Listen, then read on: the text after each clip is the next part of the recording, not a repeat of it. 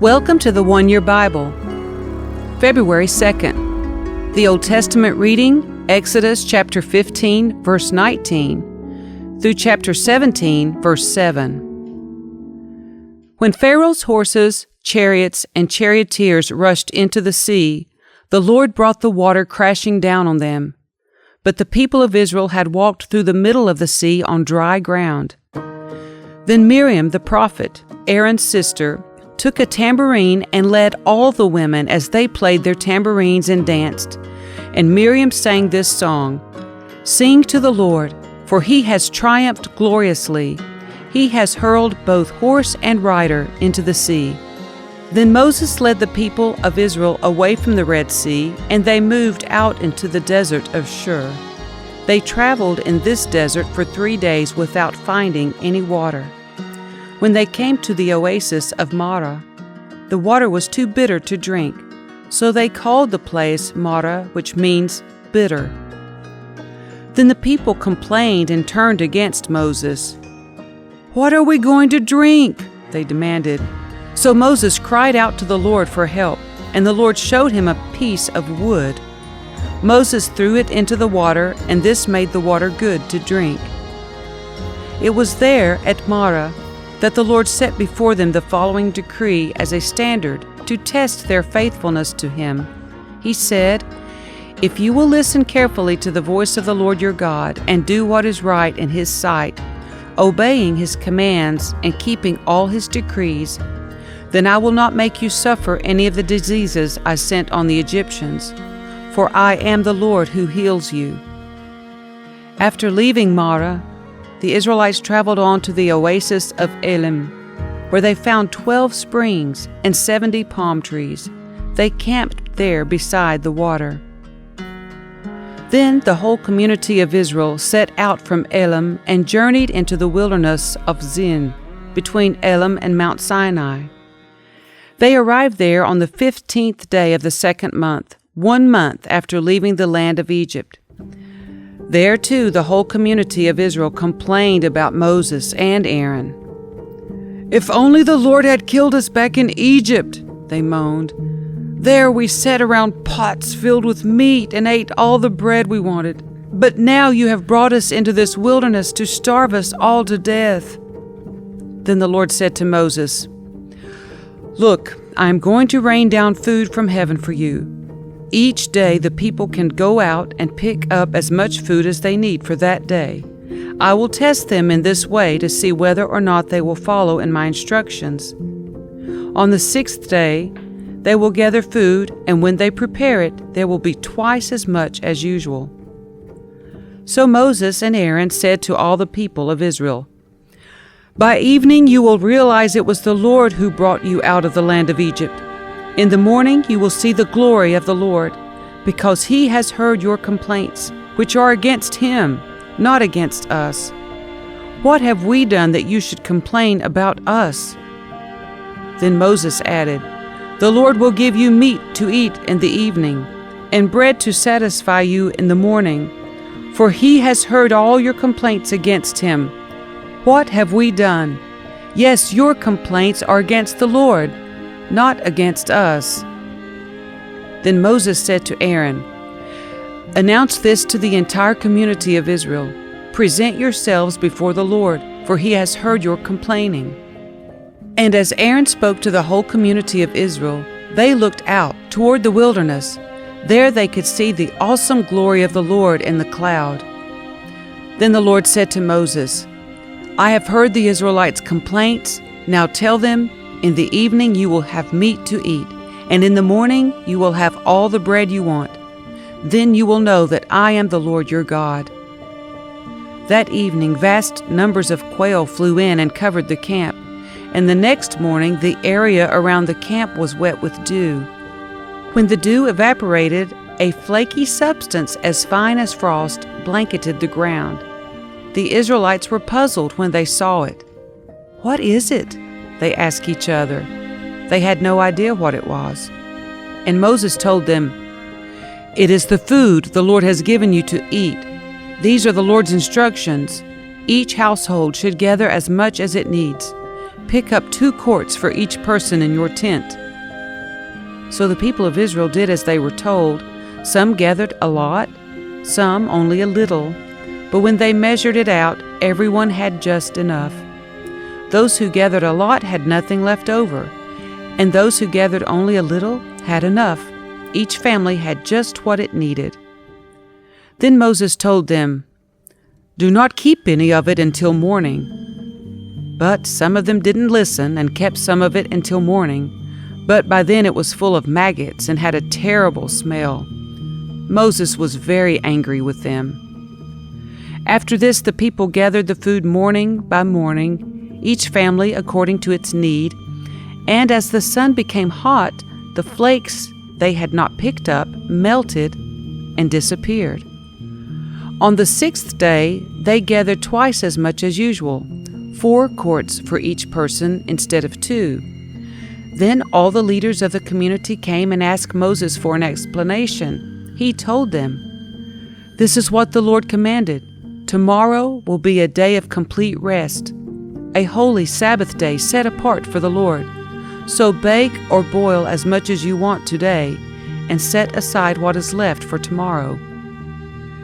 So they put some aside until morning, just as Moses had commanded, and in the morning the leftover food was wholesome and good, without maggots or odor.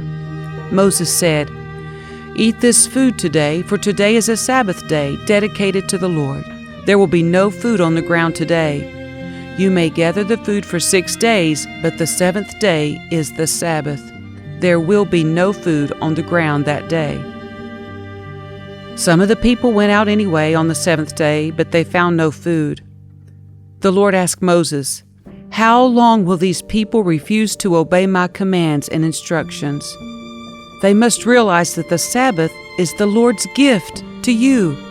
That is why He gives you a 2-day supply on the 6th day, so there will be enough for 2 days. On the Sabbath day you must each stay in your place.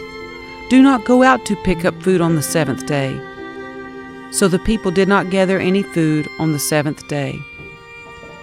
The Israelites called the food manna. It was white like coriander seed, and it tasted like honey wafers. Then Moses said, "This is what the Lord has commanded. Fill a 2-quart container with manna to preserve it for your descendants. Then later generations will be able to see the food I gave you in the wilderness when I set you free from Egypt." Moses said to Aaron, "Get a jar and fill it with 2 quarts of manna. Then put it in a sacred place before the Lord to preserve it for all future generations." Aaron did just as the Lord had commanded Moses.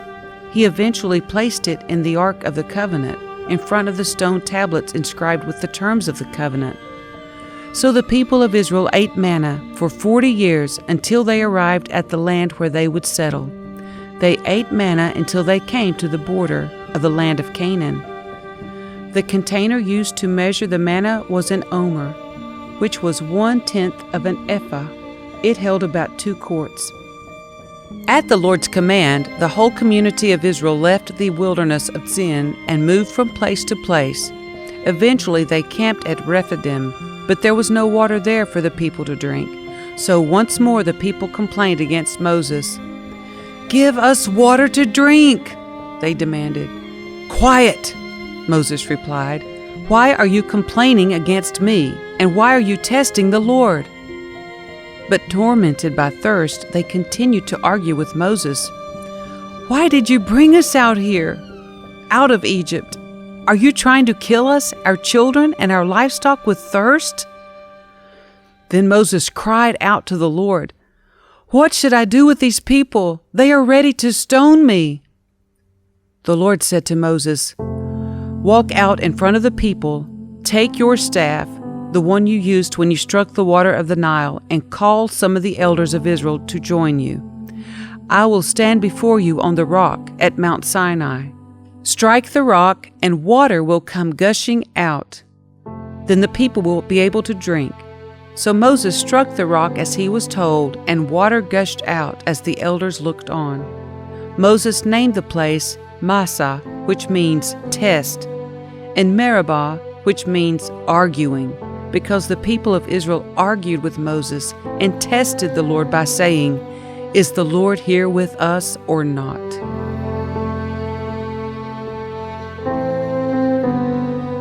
The New Testament reading, Matthew chapter 22, verses 1 through 33. Jesus also told them other parables. He said, "The kingdom of heaven can be illustrated by the story of a king who prepared a great wedding feast for his son. When the banquet was ready, he sent his servants to notify those who were invited, but they all refused to come.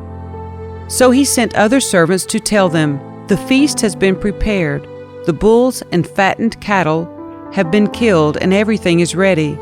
Come to the banquet.' But the guests he had invited ignored them and went their own way, one to his farm, another to his business. Others seized his messengers and insulted them and killed them. The king was furious, and he sent out his army to destroy the murderers and burn their town. And he said to his servants, 'The wedding feast is ready, and the guests I invited aren't worthy of the honor. Now go out to the street corners and invite everyone you see.' So the servants brought in everyone they could find, good and bad alike, and the banquet hall was filled with guests. But when the king came in to meet the guests, he noticed a man who wasn't wearing the proper clothes for a wedding. 'Friend,' he asked, 'how is it that you are here without wedding clothes?' But the man had no reply. Then the king said to his aides, 'Bind his hands and feet and throw him into the outer darkness, where there will be weeping and gnashing of teeth. For many are called, but few are chosen.'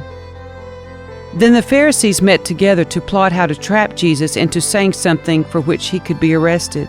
They sent some of their disciples, along with the supporters of Herod, to meet with him. 'Teacher,' they said, 'we know how honest you are. You teach the way of God truthfully. You are impartial and don't play favorites. Now tell us what you think about this. Is it right to pay taxes to Caesar or not?' But Jesus knew their evil motives. 'You hypocrites,' he said, 'why are you trying to trap me? Here, show me the coin used for the tax.' When they handed him a Roman coin, he asked, 'Whose picture and title are stamped on it?' 'Caesar's,' they replied. 'Well then,' he said, 'give to Caesar what belongs to Caesar, and give to God what belongs to God.' His reply amazed them, and they went away. That same day Jesus was approached by some Sadducees, religious leaders who say there is no resurrection from the dead. They posed this question, 'Teacher, Moses said if a man dies without children, his brother should marry the widow and have a child who will carry on the brother's name. Well, suppose there were 7 brothers. The oldest one married and then died without children. So his brother married the widow. But the second brother also died, and the third brother married her. This continued with all 7 of them. Last of all, the woman also died. So tell us, whose wife will she be in the resurrection? For all 7 were married to her.' Jesus replied, 'Your mistake is that you don't know the Scriptures, and you don't know the power of God. For when the dead rise, they will neither marry nor be given in marriage. In this respect, they will be like the angels in heaven. But now as to whether there will be a resurrection of the dead, haven't you ever read about this in the Scriptures? Long after Abraham, Isaac, and Jacob had died, God said, 'I am the God of Abraham, the God of Isaac, and the God of Jacob.' So he is the God of the living, not the dead." When the crowds heard him, they were astounded at his teaching.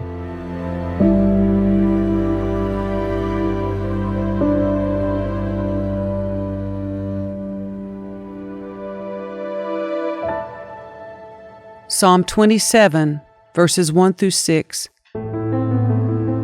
The Lord is my light and my salvation, so why should I be afraid? The Lord is my fortress, protecting me from danger. So why should I tremble? When evil people come to devour me, when my enemies and foes attack me, they will stumble and fall. Though a mighty army surrounds me, my heart will not be afraid. Even if I am attacked, I will remain confident. The one thing I ask of the Lord, the one thing I seek most, is to live in the house of the Lord all the days of my life, delighting in the Lord's perfections and meditating in His temple. For He will conceal me there when troubles come. He will hide me in His sanctuary. He will place me out of reach on a high rock. Then I will hold my head high above my enemies who surround me.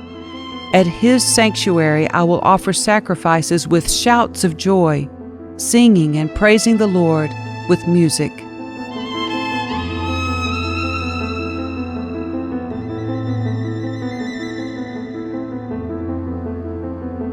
Proverbs 6, verses 20 through 26. My son, obey your father's commands and don't neglect your mother's instruction. Keep their words always in your heart. Tie them around your neck. When you walk, their counsel will lead you. When you sleep, they will protect you. When you wake up, they will advise you. For their command is a lamp, and their instruction is light. Their corrective discipline is the way to life. It will keep you from the immoral woman, from the smooth tongue of a promiscuous woman. Don't lust for her beauty.